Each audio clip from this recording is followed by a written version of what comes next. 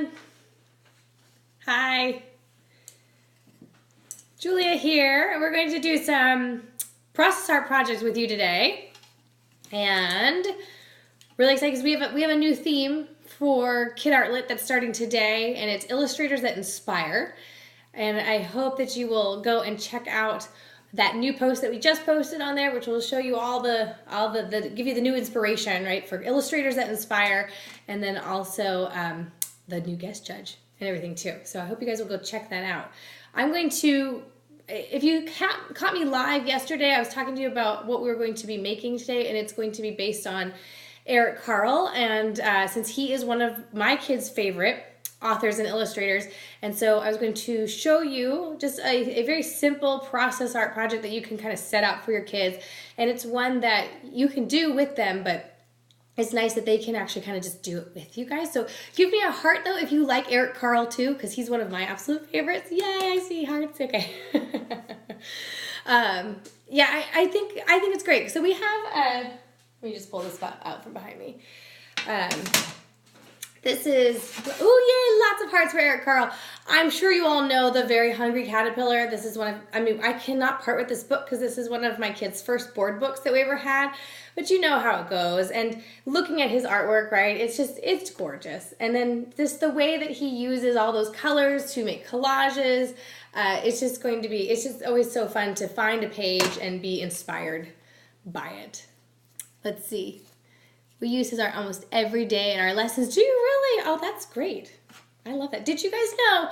I think I'm gonna post this somewhere, but you can go to the Eric Carle Museum website and you can download videos of him doing his artwork, which is very rare for an artist to be documented in such a way. And he documented a lot of the way that he built and made the artwork for his book. So I just thought that was really neat. This is the first book you read to your daughter after she was born. Oh, you know what? I think this may have been one of the first books I read to my kids too. And what a touching thing to be an artist and to have that type of impact and that type of connection to families is just it's just amazing. It's just amazing. Okay, anyways, so we were using this one. We have this little carrier that I like to put our books on. I'm gonna stick it back over here on our cart so my kids can check it out later. I love that. Okay, so this is a project that a lot of people do for Eric Carle, and I think it's worth repeating, and it's worth kind of reminding us about how he does his process. And I love this theme this week because it really is, the focus is looking at books that you love, looking at who illustrated it, and then when you open up your book in the first few pages, you can go in and see what types of mediums they used to create the pictures in those picture books. It's really fun to be able to do that, and then you can actually see like, oh look, they used watercolor, or oh, I didn't realize that it was watercolor and pencil and charcoal. And so Eric Carle, what he does is his is actually a lot of paint and collage, and so we're going to do his actual process. This is what he would do, and what I think is great, and this is how you know that everyone's an artist, is because children can do his process almost exactly the way that he does it. And so that just feels really special to be able to tell a child, we're going to do something the same way that your favorite author and illustrator creates his artwork. There's nothing too complex about it. It's, you get to do this too. So we're using tissue paper, just regular tissue paper. This, I'm going to suggest to use tissue paper with the 5 and up crowd. Your younger children, I would say play with, this is transparency paper again we're using. I also like parchment paper. Butcher paper is great too. Is great for younger kids because we're going to be doing some scratching and things like this. Younger children, we're still figuring out how to apply different levels of pressure. So just so you know, for younger kids, use a sturdier paper so that they can be successful in the result, because that's part of it. No one likes it when they're like, my stuff's ripping. But we're going to use tissue paper, because that is what he uses. So it's just a regular piece, and we're going to use, you can have your children pre-cut it, or you can cut it yourself. I am going to cut this for us. And I'm just cutting, I'm going to move you down just a bit.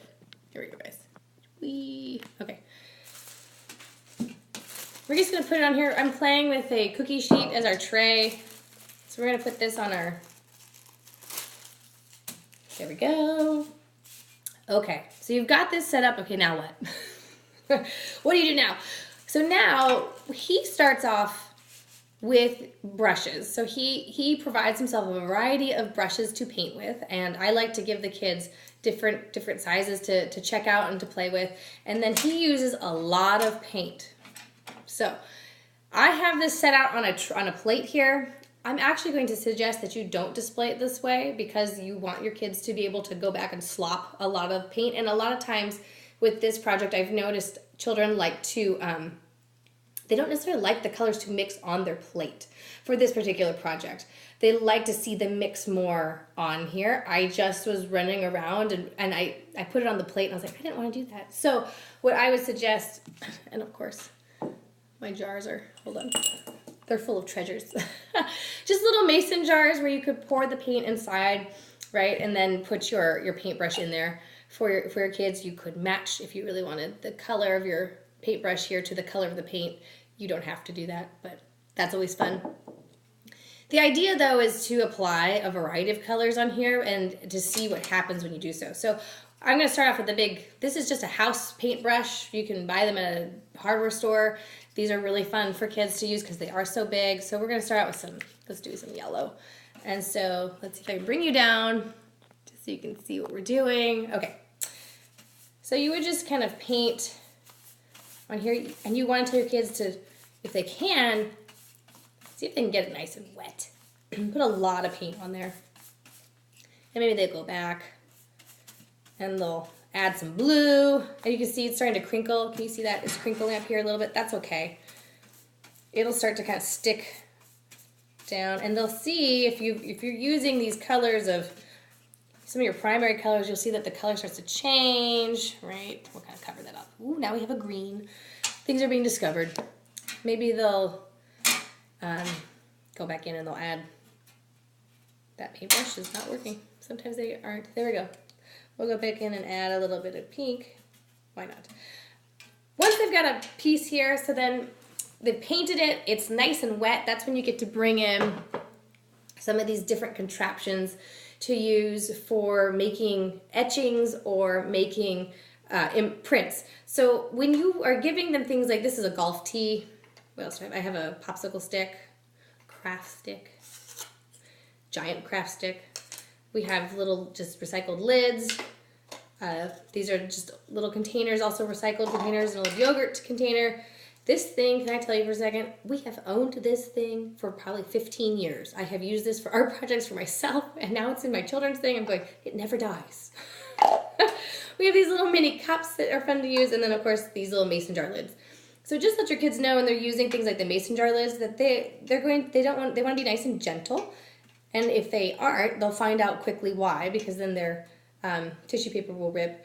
We are using on here, can I just set this aside for a second? Because a lot of times, I don't know about you, but when I have children trying to reach for all of these things, I used to put them in a basket or a bowl, and people would try to rummage around and get all gross. So now we have a Lazy Susan. Oh, look at that. These things are fabulous. So if you can find yourself a Lazy Susan for your art supplies, let me tell you, sibling rivalry, no more. Because they can just swing that around and get what they want and then put it back. Okay, just had to share. Alrighty, and I'm dropping things. So you go on here and you can kind of make different prints on here. Okay, they can use these different tools to kind of scratch some of the paint. Again, they want to be nice and careful. Just so that, can you guys see what I'm doing? Probably not.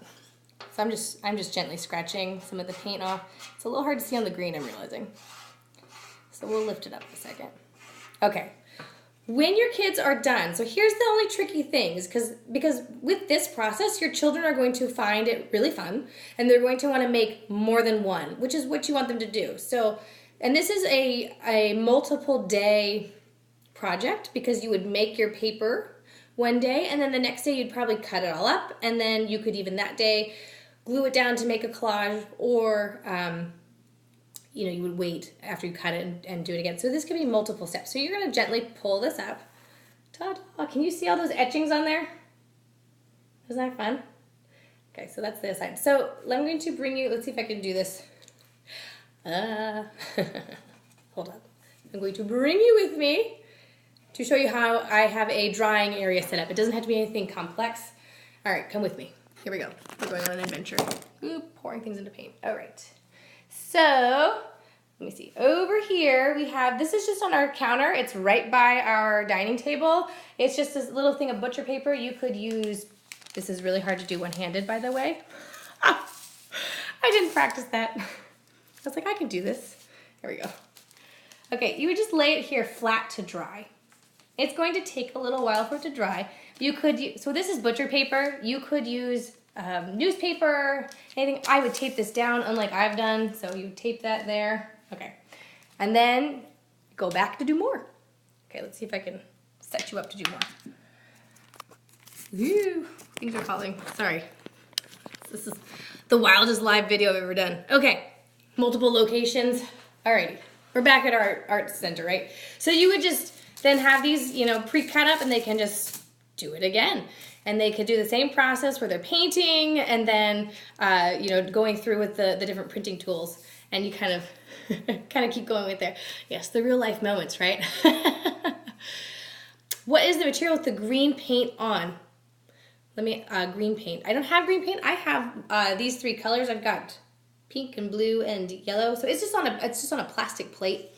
And this is, oh sorry, this is tissue paper. We're using tissue paper. Thank you. Yes, this is like tissue paper you buy for gift wrapping. That's what we're using. I suggest using this for if you have older children. This is really fun for them to kind of experience. If it's frustrating for them, feel free to use just regular drawing paper. This is transparency paper. Thank you again to Art Chambers. Very helpful. I love this community.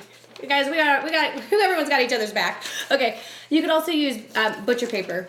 So white butcher paper works well too. I don't know where mine went. I'll find it. Oh, I'm hiding it for myself. Here we go. Yes. So this stuff was made on just, you can hear it. It's much more durable. This is butcher paper. And that's what I used with my 3-year-old because I knew if I gave her tissue paper, it would not go well. We'd end up with it ripped everywhere.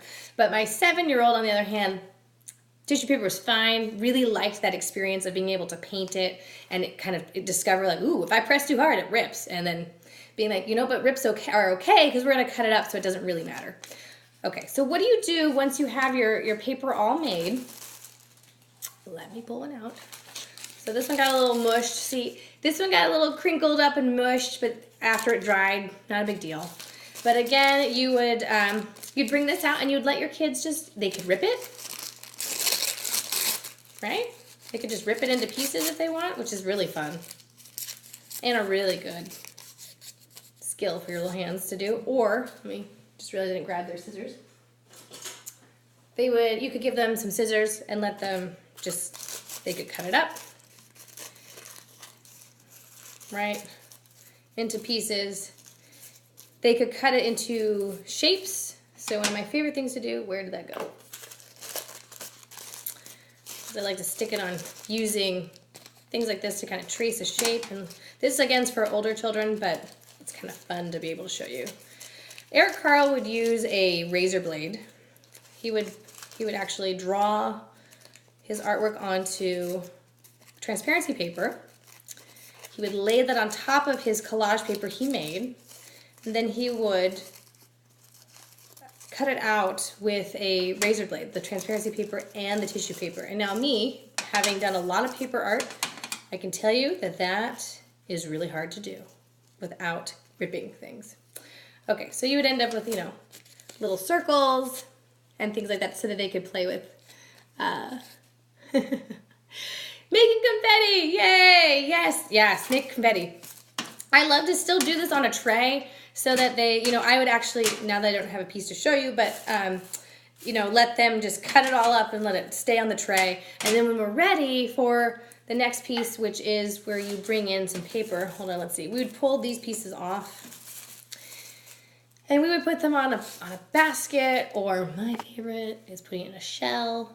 I don't know why, but if you were doing like Mr. Seahorse or something, one of his other